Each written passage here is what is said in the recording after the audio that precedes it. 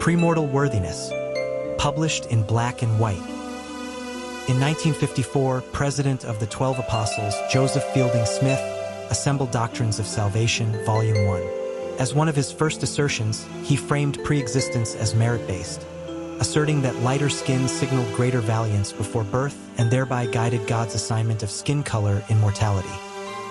The argument substitutes an unverifiable pre-earth life for evidence, bypassing genetics, history, and environment, treating inherited traits as outcomes of obedience rather than biology.